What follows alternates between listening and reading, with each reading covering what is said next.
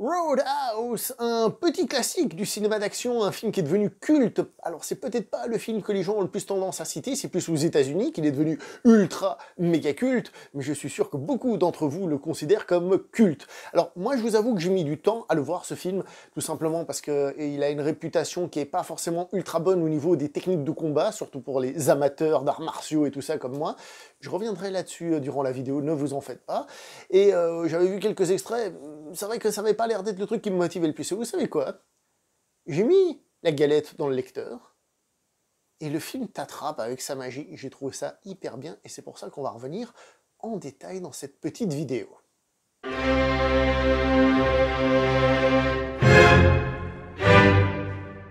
thought you'd be bigger. Opinions vary.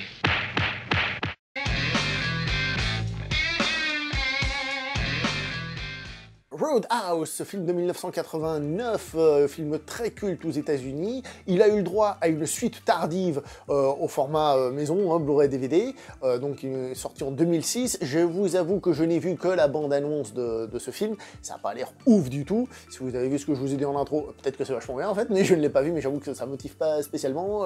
Ce Roadhouse 2 n'a pas l'air d'avoir une énorme réputation.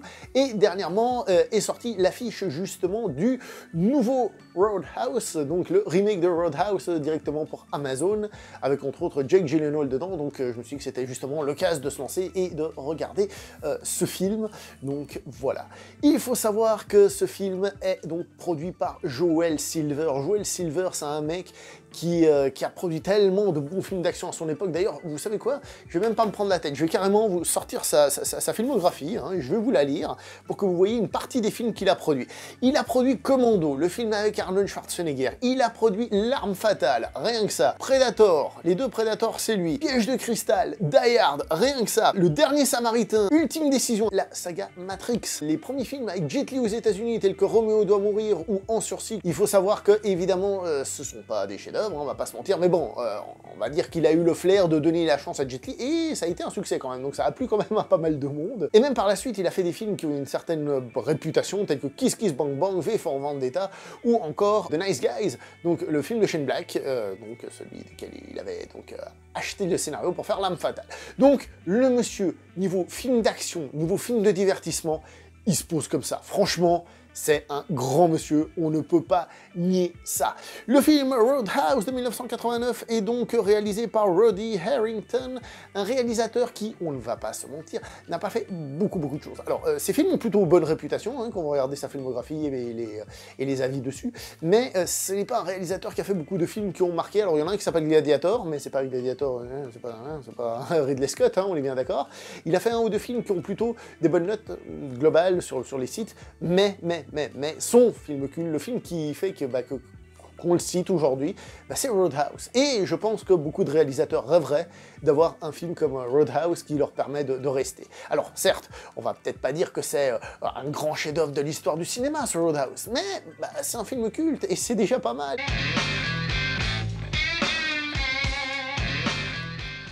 Le rôle principal du film est évidemment interprété par Patrick Swayze. Patrick Swayze qui est un acteur qui a une vie un petit peu compliquée quand même, hein. Surtout que c'est un acteur physique, un acteur qui joue de ça, et pourtant le physique c'est aussi là où finalement on aura le point faible de sa vie. On va aller par étapes parce que vous avez sans doute déjà entendu dire que Patrick Swayze s'est blessé pendant ce film à la jambe et donc il n'a pas pu tourner dans le film qui était prévu après, à savoir Predator 2. C'est juste, à peu près, mais c'est pas juste. Je vais y revenir par étapes. Patrick Swayze a été donc formé à la danse depuis tout jeune par sa maman, hein, donc qui était une célèbre chorégraphe et professeur de danse. Hein. C'est d'ailleurs dans l'école de sa maman qu'il rencontre sa femme, ni plus ni moins, donc voilà, sa vie est intimement liée à ça. Il aura, hélas, une énorme blessure qui arrivera lorsqu'il jouera au football américain à l'école. Il aura une énorme blessure à la jambe, et cette énorme blessure, elle était grave et handicapante, puisque on a failli lui couper la jambe, rien que ça, vous voyez ce que je veux dire? Donc oui, c'était pas facile. Pour quelqu'un en plus qui se dédiait corps et âme à tout ce qui est physique, c'est pas facile. Il a eu de la chance, il a eu aussi peut-être de la force et d'autres choses, il a réussi à se remettre de cette blessure. Mais, Une blessure, ça ne part pas comme ça. Et il aura des séquelles et des conséquences toute sa vie. Il aura mal à la jambe toute sa vie. Il y aura des mouvements qui lui feront mal toute sa vie. Et c'est un des soucis d'ailleurs pour Dirty Dancing, le film qui lui a fait exploser, hein, dans le domaine de la danse en plus, qui au passage était sa petite revanche sur la vie, puisque étant plus jeune, il s'est évidemment un petit peu fait emmerder parce qu'il faisait de la danse plutôt que de faire des trucs plus virils, comme il fera dans ce film par exemple. Bah, avec Dirty Dancing, il leur a dit tiens, dans votre face. Hein. Donc pour Dirty Dancing, la dernière scène, il a dû la répéter maintes et maintes fois, et elle lui faisait mal. Littéralement mal à la jambe, il a souffert, il l'a fait, et après coup, il a dit, bon écoute, là, on l'a fait, puis j'y arriverai plus. Donc il l'a fait, et il a eu besoin d'un temps de repos, c'était difficile, mais il l'a fait. Et ça, bah, déjà, c'est bien, non? C'est déjà pas trop mal.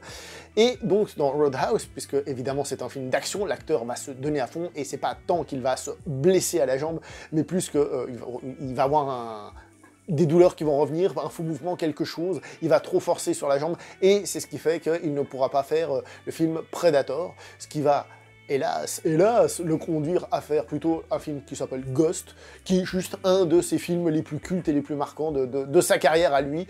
Donc, je vais pas dire que c'est un mal pour un bien, parce que bon, la souffrance des gens, c'est pas, voilà, c'est jamais bien, hein. Mais finalement, c'est le destin qui choisit malgré nous, j'ai envie de vous dire, et voilà, quoi. Et voilà. Tout le monde le sait, hélas, et je vais vous parler d'un truc, parce qu'après on va rebondir dessus aussi. Il est décédé d'un cancer du pancréas en 2008, paix à son âme, et merde à cette maladie. Si je vous parle de cette maladie, c'est parce que nous avons d'autres acteurs dans le film, entre autres l'acteur Ben Gazzara, qui fait donc le méchant, hein, le méchant du film, qui lui est mort aussi d'un cancer du pancréas. Rien que ça. Mais c'est pas tout les gens, si vous croyez que c'est tout, non, il y en a d'autres qui sont morts d'un cancer dans ce film. Ah oui, non, c'est une hécatombe au niveau du cancer et de cette maladie de merde, disons-le. Nous avons donc Jeff Healey, vous savez, celui qui fait le joueur de musique aveugle, parce que dans la réalité, il était vraiment aveugle, parce que étant jeune, tout gamin, à 1 an, on lui a diagnostiqué un cancer des yeux. Ah ouais, cette vidéo, elle respire la joie de vivre. Un cancer des yeux qui a fait que il s'est retrouvé aveugle, et c'est encore une fois cette satanée maladie qui finira par lui enlever la vie.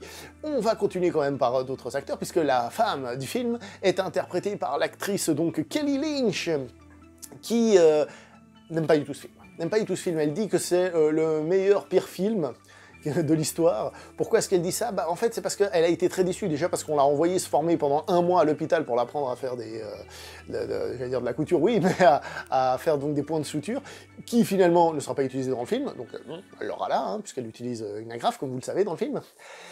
Elle se plaindra aussi que le film est énormément coupé, qu'on a enlevé beaucoup de choses du métrage, et donc je pense entre autres son rôle à elle, qui donnait de la présence, quelque chose, un peu plus de consistance à son personnage.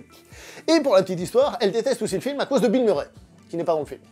C'est-à-dire, parce qu'en fait Bill Murray est très ami de son mari, hein, donc son mari qui est un scénariste, et paraît-il qu'à chaque fois que le film passe à la télé, et qu'il y a la scène un petit peu caliente, et ben Bill Murray appelle son pote et lui dit « donc ta femme, hein, c'était pas mal hein, à l'époque !» Donc paraît-il qu'elle en peut plus de ce film, mais malgré tout, elle reconnaît que bah, voilà, le film a fonctionné, qu'il lui a apporté une certaine reconnaissance, etc. Même si elle, personnellement, ne l'apprécie guère. Nous avons aussi Sam Elliott, qui est un acteur souvent de second rôle, qui est là, qui est présent, et qui fait le rôle de l'ami, mais aussi un petit peu grand frère du personnage principal, on reviendra là-dessus tout de suite après, si vous le permettez. Précisons que le bras droit du méchant, celui qui fait des arts martiaux, il s'appelle Marshall R. Tig, et alors lui c'est un véritable pratiquant d'arts martiaux coréens à la base, hein, puisqu'il a fait donc du taekwondo, ceinture noire, il a fait de l'apkido, ceinture noire d'apkido, et lorsqu'il était dans l'armée, hein, il a participé au tournoi kickboxing poids lourd de l'OTAN, qu'il a gagné, donc le mec, voilà, c'est un petit peu un cogneur et un bagarreur, c'est, on va dire, le cogneur bagarreur de l'histoire, puisque comme je vous ai dit, l'acteur principal, lui, a plus une formation de danseur, et pour la petite histoire, les deux ne pouvaient pas se blairer pendant le tournage, ils pouvaient pas se blairer, ils pouvaient pas se saquer. Sans doute justement parce que lui étant un guerrier qui prend les coups, qui les rend, un truc un peu plus de terrain, il se disait bon, bah, le mec en face c'est un danseur, quoi. Qu'est-ce que tu me fais chemir avec ce mec-là, quoi. Franchement.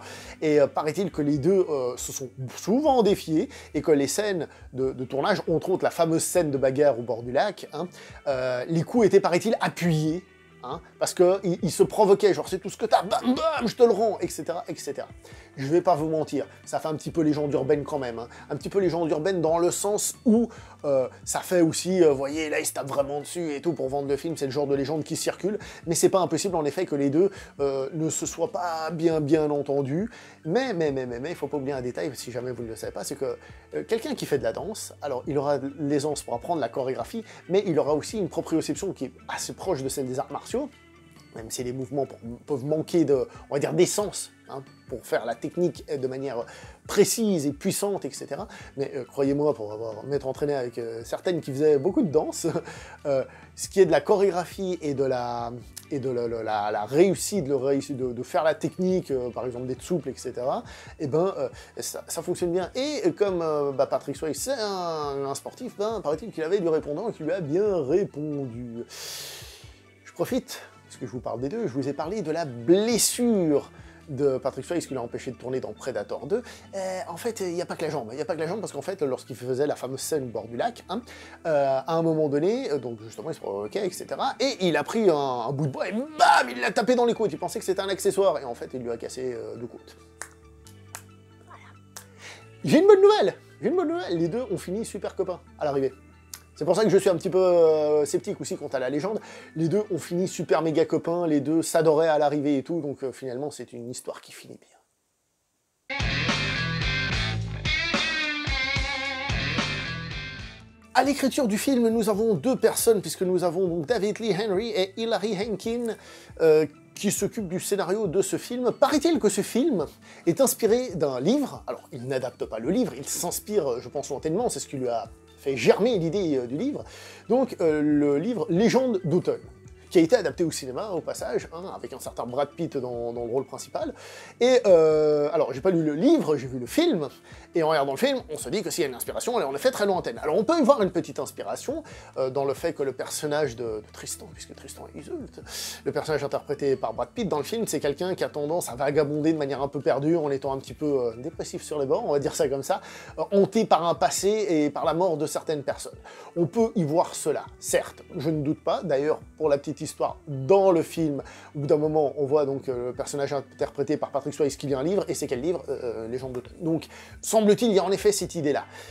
Mais il y a surtout autre chose qui va venir marquer le film, et c'est évidemment l'influence totale et absolue du western. Tout le monde vous dira, c'est un film qui fait très westernien. Petit détail technique, le personnage interprété par Patrick Swayze s'appelle Dalton, et semble-t-il que ça vient de la ville de Dalton, où justement un des scénaristes allait prendre son café, et je pense, en étant dans un bar, Dalton, mais il s'est dit je vais l'appeler Dalton. Peut-être, mais je suis pas certain. Mais ça, on va le voir tout de suite.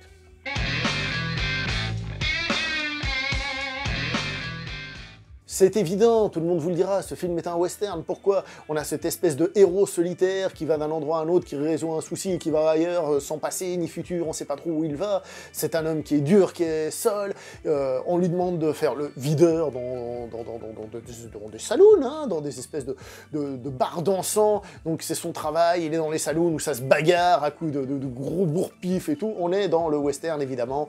Le type va aller de l'un à l'autre, on le paye, il fait le boulot, il a un côté donc qu'on peut retrouver un petit côté Clint Eastwood, même si il a aussi d'une certaine manière shérif de la ville, puisque c'est lui le chef qui va organiser ses adjoints, etc. Évidemment, dans ce film, il va rencontrer une demoiselle, ils vont tomber amoureux, etc. Et puis il va avoir une espèce de rejet de sa vie violente du passé qui va ressurgir à un moment donné, des choses qu'on voit dans des films comme par exemple L'Homme des Vallées Perdues, un énorme classique, je vous en parle souvent, mais c'est un film tellement matriciel pour le western que je le vois partout.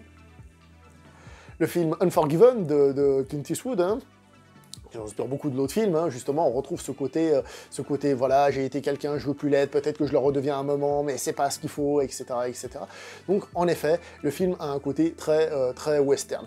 Même dans le principe, je vous ai dit que c'était un film un peu d'arts martiaux, oui, mais on va pas se mentir, la plupart des combats dans ce film, bah, c'est juste des grosses patates, quoi, des grosses patates et des combats de forain, j'ai envie de dire. Bref, Voilà quoi, hein. On va pas se mentir, c'est pas toujours la grande subtilité. Et pour la petite histoire, les noms des personnages, justement, pas seulement celui de Dalton, font référence au western, puisque les Dalton, hein, les frères Dalton ont réellement existé, hein, c'est pas juste des personnages de Lucky Luke, hein. Il y avait vraiment un gang qui s'appelait les Dalton, ils étaient plus que 4, hein, je me suis renseigné il y a très longtemps sur le sujet, mais c'est pas tout. Sam Elliott interprète un personnage qui s'appelle Garrett. Je vous ai dit tout à l'heure, un peu ancien, grand frère, etc. Est-ce que vous connaissez un personnage de l'Ouest sauvage qui était un peu ancien, grand frère d'un plus jeune, qu'on surnommait l'enfant, le Kid? Garrett et Billy le Kid, donc oui, même son nom fait une référence au western. Même le méchant, donc qui s'appelle Weasley, est inspiré donc de John Wesley Harding, qui était aussi un bandit de cette époque-là. Donc, nous sommes clairement dans l'influence western, le western moderne, où évidemment les voitures vont remplacer les chevaux pour venir les garer près du saloon et pour venir profiter de la fête dans le saloon. Nous sommes clairement dans le western.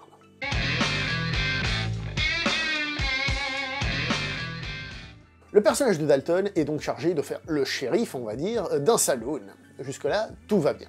Le personnage est aussi présenté comme un personnage étant donc évidemment un dur à cuire, mais aussi un philosophe, qui aurait étudié la philosophie, ce qui colle parfaitement bien à quelque chose, et ben c'est que déjà l'acteur le fait superbement bien, il a une classe qui est assez impressionnante, et surtout, il a une espèce de charisme tranquille, de charisme apaisé, j'ai envie de dire, un côté badass mais pas trop, qui colle parfaitement à cette double image du personnage, et je dois vous avouer que c'est une des choses qui m'a beaucoup plu dans le film, c'était de justement voir ça à l'écran, voir comment il arrivait et à être badass et en même temps doux et tout, et en fait il a une espèce de double charisme qui joue parfaitement pour faire ce genre de film, et on comprend mieux aussi son succès dans des films, disons, plus féminins, plus girly, si vous voulez, et donc cette capacité à plaire tant aux hommes qu'aux femmes. Et oui, et d'ailleurs dans le film, on voit souvent torse nu, un petit peu à poil, hein, au niveau des fesses, enfin on le voit à un moment donné. Le film essaye de viser les deux à ce niveau-là, et on retrouve ça dans le personnage. Bref, à la base je parlais sur la philosophie, donc il arrive là-bas, et en tant que chef des videurs, il va donc évoquer 3 règles. Les règles que vous allez entendre tout de suite sont très intéressantes. D'abord, la première. 1. Never underestimate your opponent. Expect the unexpected. Ne jamais sous-estimer l'adversaire, parce que, justement, on ne sait jamais contre qui on va se battre, etc., etc. 2. Take it outside. Never start anything inside the bar unless it's absolutely necessary. Faire les choses dehors pour éviter la casse, comme je vous ai dit. Et la troisième. And 3. Be nice. Come on. Alors, être gentil, be nice. Alors, dit comme ça colle à cette idée, justement, c'est un dur, mais c'est un dur qui est un peu philosophe et tout, et c'est comme ça qu'est montré le film, hein, que le personnage, justement, ce qui fait qu'il est très bon, bah, c'est qu'il a un côté un peu au-dessus de la mêlée, il est un peu plus intelligent, un peu plus fort que tout le monde, grâce à ces choses-là. J'ai cherché un petit peu, et d'après ce que j'ai entendu dire, paraît-il que cette scène s'inspire de l'art de la guerre. Hein, l'art de la guerre, le célèbre livre de Sun Tzu, hein, les règles de l'art de la guerre, un des classiquissimes de la littérature, on va dire, militaire, stratégique et tout ça, hein, qui a inspiré bon nombre de personnes, bien au-delà simplement de la guerre, hein, bien qu'il soit toujours étudié dans les académies militaires. Eh bien, j'ai envie de vous dire, ok, oui, en effet, Sun Tzu, c'est un type qui dit qu'il faut essayer de régler les choses sans combattre, etc., etc. C'est tout à fait vrai, c'est tout à fait juste. Sauf que, je vais me permettre de revenir sur quelque chose. Vous le savez sans doute si vous suivez la chaîne, j'ai été agent de sécurité. J'ai été agent de sécurité et donc j'ai, entre autres, fait des soirées de boîte, des soirées étudiantes en médecine, hein, les plus sages. J'ai fait la fête du Nouvel An, où d'ailleurs je me suis fait allumer par une dame russe pendant toute la soirée. Si au moins elle était bien, ouais, non. J'étais un bon dieu bizarre, s'il vous plaît. Et c'est logique, quand on fait ce genre de choses, le but c'est pas d'aller se battre. Parce qu'un coup, ça fait mal, ça laisse des séquelles, hein, la blessure au début hein, de Patrick Swayze, par exemple, ça peut laisser des séquelles à vie, on n'est pas là pour se faire estropier. Donc, en effet, la meilleure chose à faire, c'est de calmer la violence. C'est exactement ce qu'il faut faire. J'ai un ami à moi qui avait été lui, portier, carrément, hein, donc, et lui me disait aussi, quand il y a un problème, je lui disais, viens, on sort, on fume une clope, etc. Bah, c'est pareil quand vous faites de la sécurité, hein, c'est la première chose que vous faites, c'est essayer d'être sympa. Et comme il dit dans le film, d'abord t'es sympa, ça va pas, tu répètes, sinon il y a un autre qui vient, on est sympa, etc., etc. Je veux dire, dans le film, on essaie de nous donner un côté philosophique, mais en fait, moi, ce que je vois là-dedans, c'est surtout qu'ils ont, selon moi, sans doute demander à des gens qui travaillent vraiment dans le milieu. Alors certes, les collègues de Patrick Swayze là sont montrés un peu comme des gabas du front, un peu... certes, mais justement pour montrer sa supériorité à lui. Mais on va pas se mentir, c'est une attitude qui est recommandée, et c'est l'attitude que l'on vous enseigne dans la sécurité.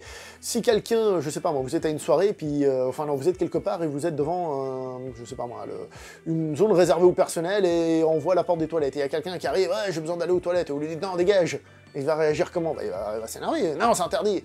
Non, vous allez lui dire, écoutez, là, c'est réservé au personnel, je suis désolé. Par contre, si vous allez juste en face, là-bas, là, il y a des toilettes, vous pouvez aller, il n'y a pas de souci. Merci, bonne soirée, profitez. Voilà.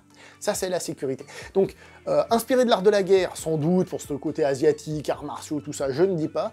Moi, ce que j'aime voir dans le film, puisque c'est ce que j'ai vécu, donc puisque c'est ce que j'ai vu au premier degré, c'est ce côté un peu représentation positive des personnes qui font la sécurité, et c'est justement une des choses qui est importante. Voilà, je profite pour mettre mon grain de sel personnel dans l'histoire. Vous en faites pas, après je parle des arts martiaux. Ça arrive après. Petit détail quand même, hein, les 3 règles de Monsieur Dalton, il les suit pas totalement. Hein. Combien de fois il se bat dans le bar plutôt que dehors, etc., etc. Hein. Ça me fait penser à la scène où il rencontre le docteur, et puis il essaye de faire le kiké, et je sais plus quelle est la question, c'est un truc du genre, oui, et vous gagnez tout le temps vos combats, et là ils sont une phrase du genre, personne ne gagne réellement un combat, ce qui est vrai par rapport à ce que je vous ai dit tout à l'heure, mais ça fait un petit peu, voilà, vous savez, je suis philosophe. Puis après, plus tard, il lui fait, ah, y a personne qui t'a mis à terre? Non, personne. Les règles, faut les appliquer aussi.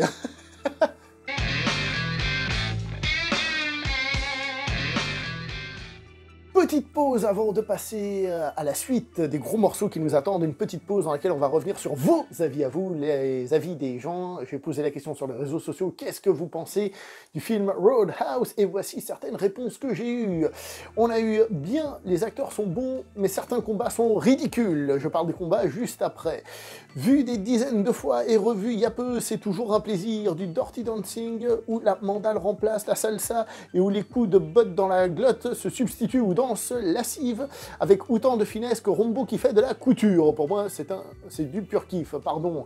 Message de The Serial Vlogger, avec lequel on a entre autres fait, par exemple, les vidéos sur Rocky. J'espère que vous allez les voir, parce qu'on a passé beaucoup de temps dessus. On me dit, les amours du cinéma, un kiff monumental et un pur plaisir nostalgique. Passion AFC. Il a tué un type. Ah, je te jure, il lui a carrément tranché la gorge. Mes fesses, oui. Génial ce film, mention notamment à la version Long Tall Sally du regretté Jeff Isley Band, tout à fait. Rosalek, une très bonne réappropriation du western avec un Patrick Swayze ultra charismatique. Alors sur Twitter, j'ai eu un peu de tout, c'est pas tous les jours facile à suivre. Robin Gâteau, avec lequel on a fait plein de vidéos sur le Japon, entre autres sur Kinji Misumi, sur Hideo Gosha, sur les films de Yakuza. Il nous met, à l'époque c'était clairement vu par le cast du film comme une grosse série B, mais ils se sont bien éclatés dans tous les sens du terme. Christophe, qui nous dit « J'avais été surpris, je me moquais un peu du pitch en amont, le rythme est pas toujours ouf, et je savais pas qu'il y avait des videurs légendaires et reconnus. Mais j'ai trouvé finalement ça super sympa à mater, avec des moments bien badass et inattendus, le mal de gorge. » The Last Geek Hero, génial, c'est plein de philosophie, des conneries dans le genre. J'en ai déjà parlé, nanana. Rien que pour la réplique, ça te chatouille, ça te gratouille, il mérite la place de film culte, toujours un plaisir à mater. Dans mes 15 ans, la première fois que je l'ai vu, je n'avais retenu que la baston, et pour l'avoir revu récemment, j'ai été étonné qu'il y ait une bonne petite intrigue de fond derrière, et une enquête crédible. Un bon film à son époque, très bon nanar, vu une dizaine de fois. Je le qualifierais personnellement pas de nanar, mais bon, on peut aller dans ce sens-là, mais moi je le vois pas comme un nanar. Un film tourné en mullet time, alors celle-là elle est excellente. Là j'avoue, il a fait fort. Qu'est-ce qu'on me dit? Steve Ketterlin, il nous met « Même si ce film est un gros plaisir coupable, il n'en demeure pas moins que c'est devenu un film culte. Roadhouse, c'est très anecdotique sur le fond, mais il ne l'est pas du tout dans la forme. Le style est bel et bien là. Les femmes craquent pour Patrick et nous pour Kelly. Que demande de plus ?» Mika, un film d'enfance pour moi qui était jeune, symbole d'une époque où le cinéma décomplexé, une bonne dose de testostérone que j'aime revoir de temps en temps. Sébastien Brodif nous dit juste fan. Samo Kuma nous dit je l'ai découvert que tardivement il y a un an ou deux et j'ai pris un sacré pied décomplexé à ce bip, porté par un soi ici au top de sa masculinité. Oui, je sais, c'est devenu un gros mot en 2022. En plus, il y a Sam Elliott que demande le peuple. Harry Assou nous met 10 sur 10. Moche caricatural, le couillon dépassé, beauf, je kiffe. Frédéric qui nous dit j'adore.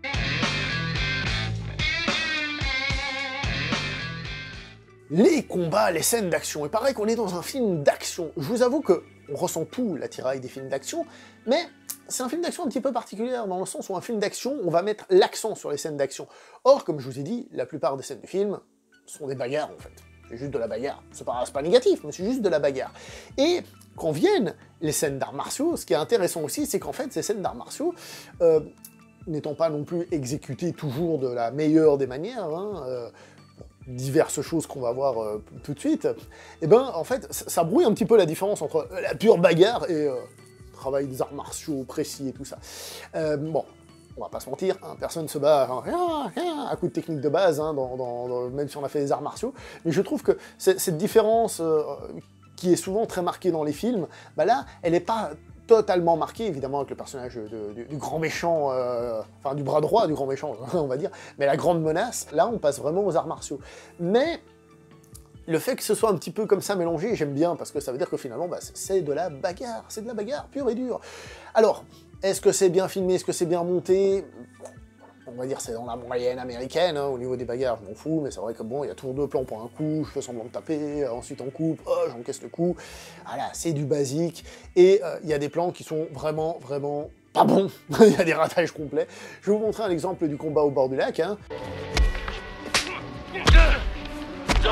Allez, je sais pas si vous avez vu, hein, mais alors, le premier coup, c'est un coup de pied en ligne basse, alors que toi, t'es en train de filmer haut, ce qui fait que tu vois ni le point de départ ni l'arrivée, tu devines un petit peu. C'est horrible, le choix des plans là est absolument raté pour toutes les techniques, on voit rien. Le plan d'après, on a l'enchaînement des coups de pied, c'est un peu mieux, c'est un plan large, ça permet de voir le truc. Bon, après, c'est pas très compliqué, c'est il recule, il esquive, et puis l'autre, il fait des petits coups de pied qui sont pas non plus les plus impressionnants du monde. On va pas se mentir. Mais voilà, en fait, dans ce film, il y a à boire et à manger au niveau scène d'action. Mais comme j'ai dit, qu'on est plus dans la bagarre avec un zeste d'arts martiaux, moi ça ne me dérange pas, et pourquoi pas, et puis voilà. Il y a aussi à la scène de fin, il y a un moment qui est assez cool, il fait une projection donc en prenant l'arme de l'acteur, et ce qui est intéressant, c'est que quand on a fait un petit peu d'arts martiaux, hein, et ben, quand on a l'œil, ben, on voit parfaitement que c'est l'acteur qui se jette lui-même, hein, ça se voit, il fait le geste, ah, et hop, il se jette. Bon, il faut le voir, mais c'est de l'ordre du détail, voilà.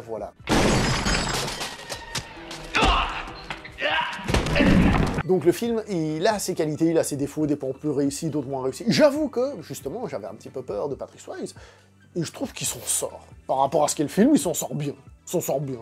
Ses coups de pied, peut-être, parfois, manquent un petit peu de hanche, hein, pour mettre un petit peu de puissance, ou de choses comme ça. Après, on est dans un film, hein, il cherche pas forcément à faire mal à celui d'en face, hein, il faut donner la sensation, mais paraît-il qu'ils se sont vraiment tapés dessus, donc vas-y. Donc voilà, bon bref, ça manque peut-être un petit peu, mais je n'ai pas trouvé que c'était si ridicule que ça. Je trouve que Patrick Swayze, il assure plutôt bien à ce niveau-là, donc on va pas, voilà.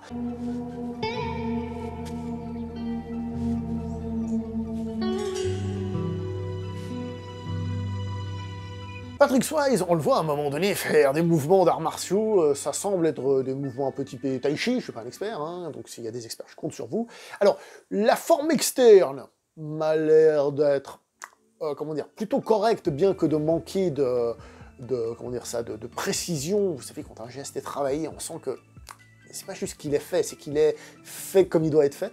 Et je trouve, ça c'est là où j'ai besoin de vous, les spécialistes de tai chi, ceux qui en font vraiment, ça m'a l'air très externe comme manière de faire. Il a l'air d'être très au niveau des épaules comme ça.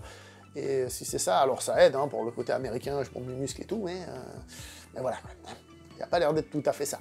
Les chorégraphies du film, on les doit à ni plus ni moins que Benny Urquidez, un des plus grands champions sur le ring, un mec qui a pratiqué plein d'arts martiaux, un des plus grands, qui d'ailleurs fait un petit caméo dans le film, hein, au moment où il y a le monster truck et qui écrase les vilets de voiture. Il fait une toute petite apparition. Benny Urquidez, qui, rappelons-le, a travaillé avec Jackie Chan sur Soif de justice, hein, dans une scène de fight absolument dantesque. Donc voilà, rien que ça, donc il a un petit peu d'expérience. Le type de combat qu'on a dans le film, on voit que c'est plus une espèce de pseudo-kickboxing, c'est-à-dire on travaille un peu comme en boxe, et on envoie quelques kicks, évidemment après selon les situations de temps en temps, il y a une clé, il y a un truc, il y a un machin, mais c'est pas extraordinaire. Est-ce que vous avez vu cette petite scène de clé de poignet? Alors la clé de poignet qui est appliquée là, c'est ce qu'on appelle en japonais un kotegaishi. Hop, on tourne, ça fait mal. Comme souvent dans les films, on fait pas au niveau du poignet, là où ça fait mal, on va prendre tout le bras, puis on va lui tourner le bras, pour pas lui faire mal. Et là, on voit clairement, si vous voyez le truc, il lui fait la clé, il se déplace, et plan d'après, il tombe. Alors que normalement, il devrait déjà partir dès le début, partir, parce que c'est pas juste je te fais une clé et tu tombes, c'est la clé va te guider vers le bas. En fait, tu vas aller vers la douleur, enfin pour éviter la douleur. Donc voilà, là, c'est encore un petit raté. Il y a pas mal de petits ratés quand même dans le film, hein, on va pas se mentir pour les personnes qui ont l'œil. Pour les personnes qui ont l'œil et qui ont fait beaucoup d'arts martiaux comme moi. Alors évidemment, pendant tout le film, je me suis posé la question, et si ce film avait été fait à Hong Kong, qu'est-ce que ça aurait pu donner, hein, un petit remake à Hong Kong. Et je me suis dit, peut-être qu'il y a même un remake à Hong Kong qui existe, mais on va aller par étapes encore une fois, parce qu'il ne faut pas aller trop vite. La musique du film, alors la musique du film, je vais pas vous mentir, j'ai pas grand chose à dire, il y a juste un truc qui est intéressant, c'est que donc c'est Michael Kamen hein, qui fait la musique, donc le même qui a fait par exemple la musique de Highlander ou encore de Robin des Bois, Prince des voleurs. Celle de Robin des Bois, Prince des voleurs, je l'adore, je la kiffe cette musique. Là ici, j'avoue que les musiques sont un petit peu moins parlantes, on va dire, un petit peu moins parlantes. Je les ai trouvées plus quelconque, mais le film aussi, comme souvent d'ailleurs avec ce compositeur, Highlander, tout le monde se souvient de la musique de Queen, Robin des Bois, Prince des voleurs, je ne sais plus qui la chante, mais il y a un tube qui a été fait pour cartonner, et là le film est très musical en faisant jouer justement des groupes de musique sur scène, ce qui donne cet aspect très musical au film, et en plus ce qui vient, compléter sa partition, mais sa partition, du coup, elle est un peu en retrait. On voit, par exemple, dans la scène d'entraînement au tai chi, qu'il y a une petite musique qui essaye d'avoir une petite consonance un petit peu asiaticante, on va dire, avec un côté plus américain, voilà, bon, cela, j'avoue que ça m'a pas marqué. La musique du film fonctionne plus, je dirais, de par son ambiance musicale, puisqu'on est dans des bars festifs, des bars où on fait la fête, des bars où il y a des concerts, c'est plutôt à ce niveau-là que la musique fonctionne.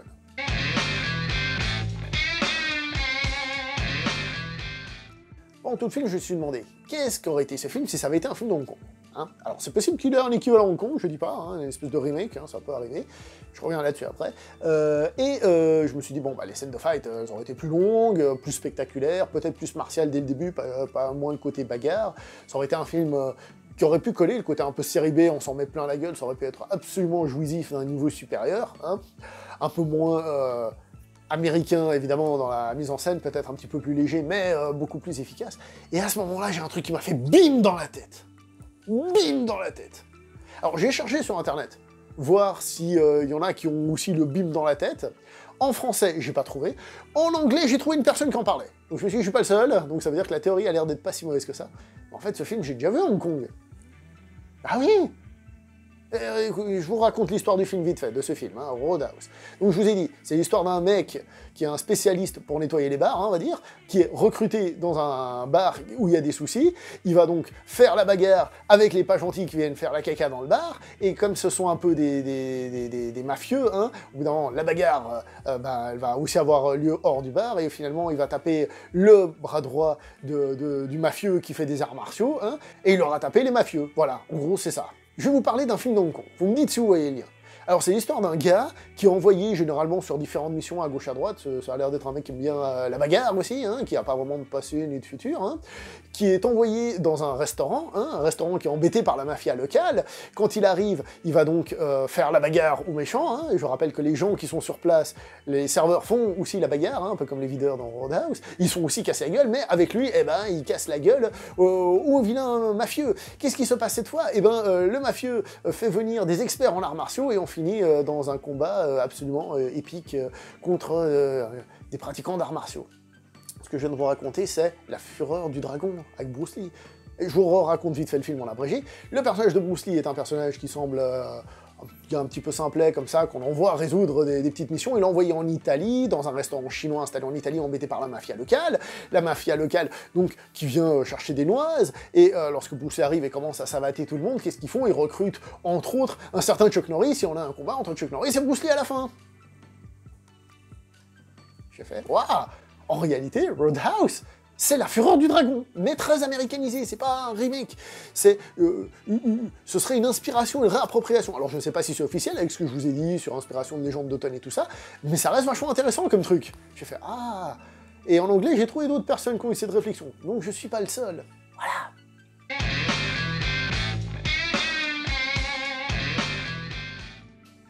La réussite du film, donc, pour moi, vient de différentes choses. Donc, le côté western qui arrive à rendre le truc sympa. Le film a un petit truc qui nous attrape, hein, évidemment. Il y a, évidemment, le petit côté coquin du film. Ah, ça, je peux pas vous montrer d'image et tout, parce qu'on est sur YouTube, on sait jamais.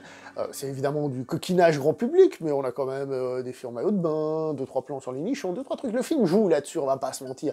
Comme je vous ai dit, Patrick Swayze, de par son charisme, est là pour jouer les deux tableaux, homme-femme, hein, tant mieux pour nous. Il y a ce côté, je veux vous attirer en faisant un petit côté un petit peu interdit et tout ça, mais grand public, donc c'est bien. Mais le film arrive à nous attraper. Moi, personnellement, comme je vous ai dit, j'ai adoré le charisme de Patrick Swayze dans le film. Mais pas que. J'ai trouvé que tous les acteurs dégageaient un charisme de fou. Sam Elliott, il dégage un charisme de fou. Alors certes, hein, lui aussi a l'heure de se battre. Tu sens que c'est pas trop ça, hein, les années sont là, il a dit lui-même qu'il n'arrivait pas à faire à trop apprendre, parce que bon, les années passent, voilà. Même le méchant, donc interprété par Ben Gazzara, sa première apparition, il a ce sourire en coin, comme ça, moi il m'a fait penser au méchant dans Indiana Jones, donc Belloc, il a un peu le même style, comme ça, et j'ai trouvé que c'était cool, c'est pas un méchant très physique, c'est un méchant plus, on va dire, calculateur, mafieux, etc., etc. Donc le film fonctionne de par des archétypes classiques, de par sa musique, puisque c'est un film aussi très musical, un film qui met en avant des musiques autres que la musique du film. Il fonctionne aussi de par la présence de ses acteurs, de par le fait que ce soit quand même relativement bien rythmé niveau action et tout. Alors certes, c'est pas le sommet du genre, mais franchement, j'ai passé un très bon moment devant ce petit film.